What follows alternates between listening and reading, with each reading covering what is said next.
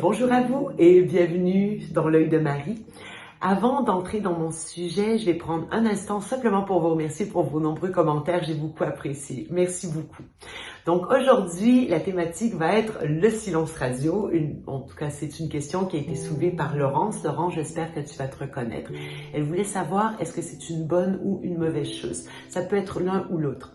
Vous allez voir beaucoup de gros titres lancés par des coachs amoureux qui vont préconiser le silence radio avec des vidéos qui portent des titres accrocheurs tels que rends-la accro. Et oui, effectivement, ça va fonctionner.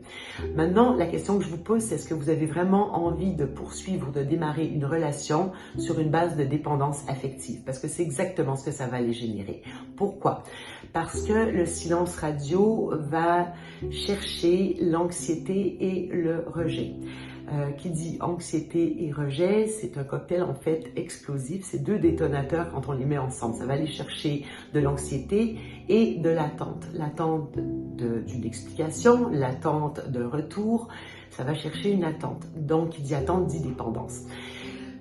Pourquoi? Parce que le cerveau ne peut pas reléguer l'information au passé tout simplement. Si par exemple quelqu'un vous dit directement « tu ne m'intéresses pas », c'est difficile à prendre, on s'entend là-dessus, mais votre cerveau peut passer à autre chose, il a eu l'info.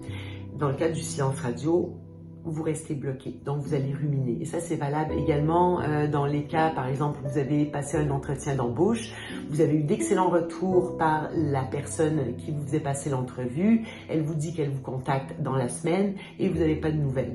Automatiquement, qu'est-ce qui va se passer? Vous allez ruminer. Qu'est-ce qui s'est passé? Est-ce que j'ai fait quelque chose de mal? Est-ce que je dois les rappeler? Comment aller chercher finalement cette information qui va vous apaiser? Pareil sur le plan relationnel, vous avez l'idée. Donc, c'est quelque chose c'est une stratégie de manipulation qui peut vraiment être utilisée contre le bien-être de l'autre. Donc, ne faites pas subir à l'autre ce que vous ne voulez pas subir et s'il vous plaît, restez digne si quelqu'un vous l'impose, ce silence radio. Maintenant, là où ça peut être intéressant, c'est-à-dire que ça peut être un très bon levier pour poser une limite ou en cas de désaccord, si vous avez besoin de prendre un recul avant de donner des réponses, tout simplement pour réfléchir, pour revenir avec un compromis qui est acceptable. Je vous donne un cas, si par exemple vous êtes en dispute, vous avez un désaccord avec quelqu'un, vous n'arrivez pas à régler le différend ensemble, dans ce temps-là, ça peut se faire et c'est très respectueux de dire à l'autre, écoute, j'ai besoin d'une semaine de recul, laisse-moi réfléchir à tout ça. Toi aussi, de ton côté, là, on n'arrive à rien. C'est parfaitement légitime de le faire.